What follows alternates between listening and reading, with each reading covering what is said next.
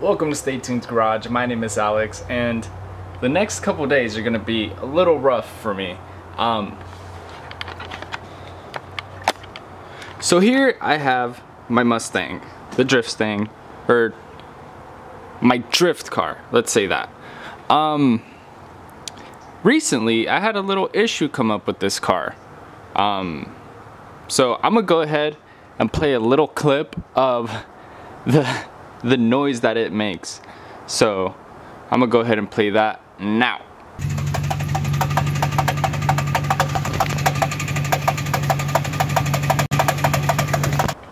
As you can see, there is this like really loud knock in the car.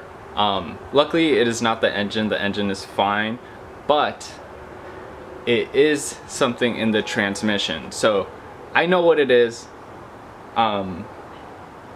I'd like to explain what it is now, but it's really hard to do, so it's a lot easier if I just take everything apart and show you guys. So that's what I'm gonna do today. I have to pull my tranny, I have to pull the exhaust tranny and take the tranny apart in order to fix this item. So it's gonna be long, but it'll be fine. It's just one of those things that it's like, I don't really want to do it, but I have to because the car drives like crap. So I'm gonna go ahead and jack the car up, get everything set up, and get going because I need to get this car out of here ASAP. Alright, we got it all jacked up. So first task at hand is to drop the exhaust out of it, because the exhaust is in the way of the transmission. So I'm just going to go ahead and deal with the exhaust first, take that off, then I'm probably going to take the starter motor off, and then I'll start working on the tranny.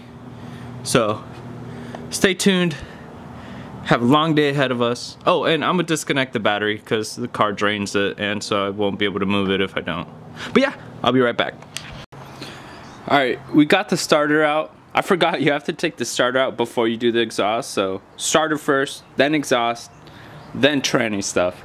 And by the way, I just wanted to mention, using these tools, this Milwaukee electric ratchet is so nice.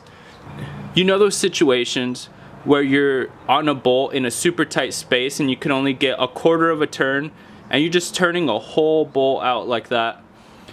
This basically makes it so you don't have to do that. You can just throw this in there, take it off, and boom, you're done. I would really recommend one of these. I'll leave the link down in the description where you can get one. But yeah, I suggest this. If you work on cars often, these are definitely worth the money, because especially with a job like this where I have to do a bunch of tedious little bolting in and out of stuff, it's just a lifesaver. It saves your wrists. You don't get all tired, your forearms don't get all pumped. It's great. But yeah, so now we're gonna go ahead and tackle the exhaust. And as always, when I work on this gosh darn exhaust, I broke a stud. So yeah, that's fun. Luckily it won't stop me for now. It'll stop me tomorrow or the day after when I'm putting the exhaust back on. So I'm gonna make sure, I'm not gonna worry about it. I'm gonna let future Alex worry about this. So future Alex, have fun. Alright, I got the exhaust out. That kind of sucked, but it always sucks because this car is so old and everything's so rusted together. So now we get to tackle pulling the transmission out. First thing I'm going to do is actually drain the tranny. I'm waiting till now because I didn't want to drain it and have all the tranny fluid get on the exhaust. So I'm gonna go ahead and drain that right now. Alright, I went ahead and removed the drive shaft as well. I drained the fluid, removed the drive shaft. I went ahead and marked the shaft where the input of the differential, so that I know which way to put it back on. And yeah, I had a little bit of a spill Nothing too bad though. So now I am left with just the tranny to remove. So I'm gonna go ahead and take the tranny brace off. I'm gonna go ahead and support that side with the jack, and I'm gonna go ahead and start removing the bolts up front, and then I'm just gonna muscle it down. All right, I got the back of the tranny supported by the jack right there. So now all I need to do is just take the harness off of the tranny and take the last bolts that are connecting it to the engine, and then I should be able to pull it off. So I'm gonna go ahead and do that, and I'll see you guys in a little bit. All right, while I'm down here, I figured I might as well just show you guys what is going on. So that noise that you're hearing, that knocking, is actually this smacking against the cover that usually goes here. It's right over there. So that cover it's like a dust cover that just covers this hole up. And as you can see, there's this play in the the shift, the clutch fork right here. This holds the clutch bearing and engages the clutch bearing when you press in the clutch, or disengages it rather. And this rides on a shaft that covers the input shaft to the transmission. So it's very common in these cars for that shaft that the throwout bearing rides on to actually break, and I'm pretty sure that's what happened here. So I ordered a new shaft. I have a bunch of new parts to kind of refresh this whole setup. So I'm going to go ahead and pull this off. And so basically, while the engine is spinning, even if the car isn't in gear, just the spinning of the engine causes this to just do this. And it's super annoying.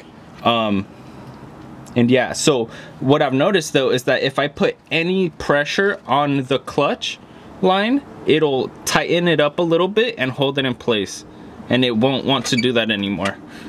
But yeah, so I'm gonna go ahead and keep going. I gotta get all these bolts off and take the whole tranny off of the engine. So I'm gonna go ahead and do that, and I'll see you guys in a little bit. And we got the tranny out. I just kind of wrestled this thing down. I do not recommend doing what I did by any means. If you have a friend to help you do this, get that friend to help you, because this is not the funnest part of this whole thing. But here I can now show you guys what happened with my car and why it's being so weird. So as you could see here, this is that sleeve I was talking about. And here is the throwout bearing. Throwout bearing still feels good. Nice and loose, nothing super, there's no like play in it.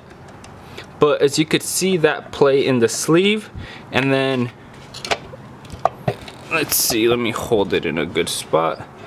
As you could see, when I go ahead and actuate the clutch, the sleeve doesn't stay intact.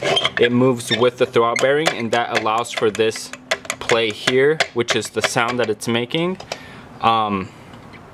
So yeah, I'm gonna go ahead and take this all apart. I have a new sleeve to replace this with, and I'm just gonna go ahead and kind of clean this whole thing up a little bit. So I actually have a brand new fork, as well as I'm supposed to have a new throwout bearing, but for some reason it didn't get delivered, so I overnighted one, so tomorrow I'll be able to replace that. I have a new pivot stud back here, and some new seals. So I'm gonna go ahead and start working on this, and I'll see you guys in a bit. And here you could see this whole like little tube is supposed to stay here. And you could, if you like look in closely in there, you can kind of see like the shearing marks of where it broke off. But yeah, so luckily the input shaft doesn't look like it's damaged, so that's very good news, because I don't need to replace that. That would be a much bigger pain in the ass to replace. But yeah, so I'm gonna go ahead and now I'm gonna have to remove the whole bell housing of the transmission. And in order to do that, you remove all these little bolts in here, and then you kind of just like use a rubber hammer, just hit it off. So yeah, that should be fun. No, it shouldn't actually. I'm gonna go ahead and do that, and then I'll update you guys when I've done that. Alright, so I went ahead and removed the bell housing from the transmission, as you could see. So that is what your transmission looks like inside. So this little bearing race right here that's just kind of hanging there was like kind of pressed on here. I just pried it out real quick.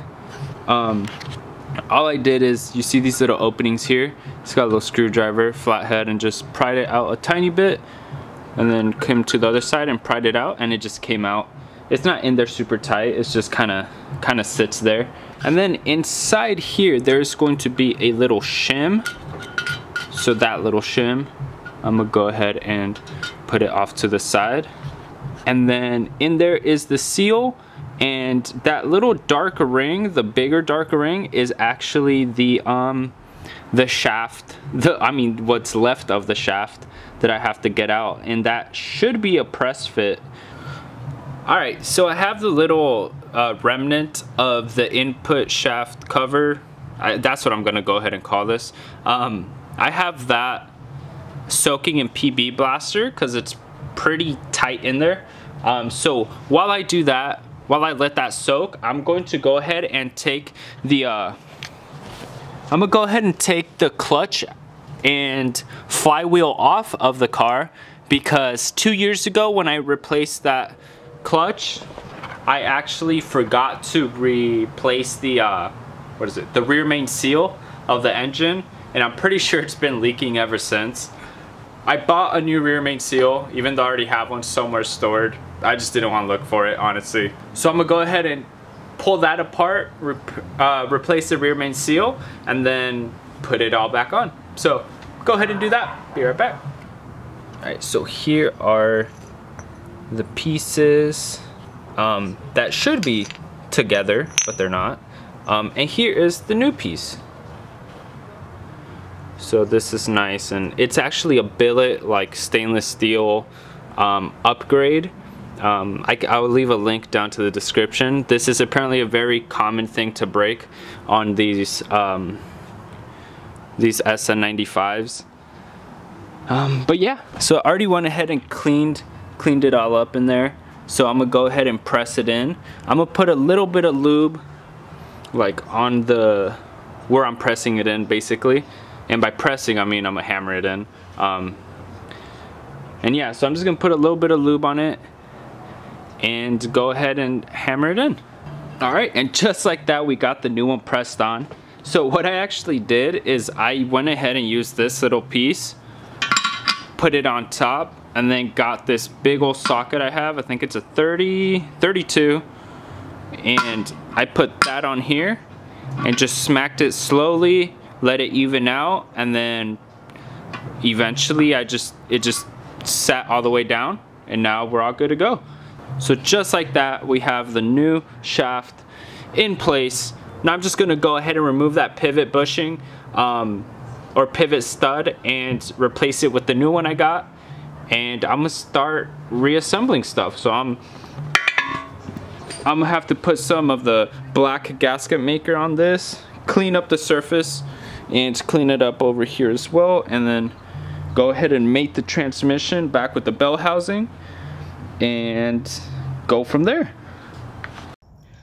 Alright, it is actually the next day right now at night, and I basically took care of all the transmission type stuff. As you could see, I put the clutch fork brand new with the brand new pivot stud and the brand new bearing. So now I am tasked with putting the engine back on the car with no help. So I'm gonna wrestle this thing for a couple minutes. Hopefully I don't hurt myself. I shouldn't hurt myself. I've done this before. But yeah, yeah, I'm gonna go ahead and get on that. So be right back. Alright, it is the third day. Yesterday I basically all I did was what I showed in the last clip. I just threw the tranny up and supported it, and that was a pain. Oh my god, that was a pain. But today, so now we just gotta throw all of this stuff back on and fill up the tranny with fluids, and we're pretty much good to go. Alright, I went ahead and got the exhaust and drive shaft back on the car. So now all we have to do is get the starter back on, fill the transmission with fluid, and put the shifter back on, and we're done. And I can't express how stoked I am to do this. I basically haven't been driving this car for super long just because I don't want to deal with this problem, and I'm finally gonna be able to drive it again, which is awesome. I'm super excited. So I'm gonna go ahead and knock this out and hopefully take her off the jack stands and take her for a rip. And we got her back on the floor, off the jack stands, finally after 3 days. She should be good to go. Everything's put back together, even on the inside. Boom. Shifter's back together, everything's back in place. I went ahead and threw everything back in, filled up the tranny with transmission fluid, and to do that I actually lifted the rear of the car to level it out so that. And I actually wanted to recommend you guys this little product right here, this little Pennzoil multi-use pump. I've used a lot of different pumps that are meant to like pump fluid into the car when you can't just pour it in, like a differential or a transmission, like in this case. And I've used this one before. This is my third time using it, and I will say it is so nice to use. It doesn't leak everywhere like most of the other pumps I've used do, and it's pretty simple to clean up. You just have to get the little hoses and just kind of rinse them off and clean them off, and after that you can store it, no problem. So I'm gonna link this down in the description if you guys like to try it out. It's not super expensive, and you only need to buy it once and you'll have it for a really long time. Or at least like mine, it's like I've said, I've used it for 3 different jobs and it's served me perfectly for all 3 of them. So yeah, so now I'm just gonna go ahead and clean this whole mess up, and once we do that, just go ahead and take her for a ride, see how she does. Ready? And just like that, we're all ready to take the car out. So I'm just gonna go ahead and start it up, let it warm up, and then we'll head out. Alright, so I've got the car on, and I just had to move it out of the space where I was at. So I'm not at my house right now, but I have yet to let go of the clutch. So before, what would happen is when I let the clutch out, the clutch pedal itself would start shaking. It would start like shaking, kind of like I am with the brake pedal right now, and then it would do that knocking noise that I demonstrated in the video before. So this is like the test to see if I fixed the car or not, because I really hope I actually fixed it. It would really suck if I didn't. So car's in neutral right now, and let's see what happens. Yes! Dude, this is so sweet. Okay, so before, basically what would happen is if I let go, it would start shaking the pedal, and you would hear the knocking noise, and it'd get really violent if I was in gear. Like if I was in gear and I accelerated, it would get super violent, and I felt like it was gonna break something. It was just gonna be a bad time. So that's fixed. So yeah, sick. So now car is actually super low on gas, as you could see there, and it's idling a little weird. I feel like it's misfiring, but I'm not 100% sure. So I'm going to the gas station and fill it up, and we'll go on from there.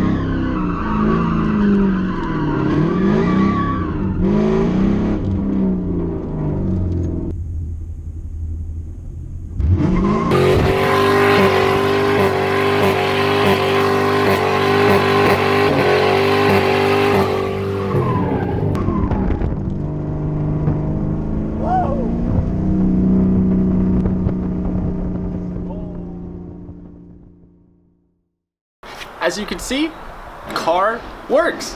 Thank you for watching. Really hope you enjoyed. We'll see you guys next time.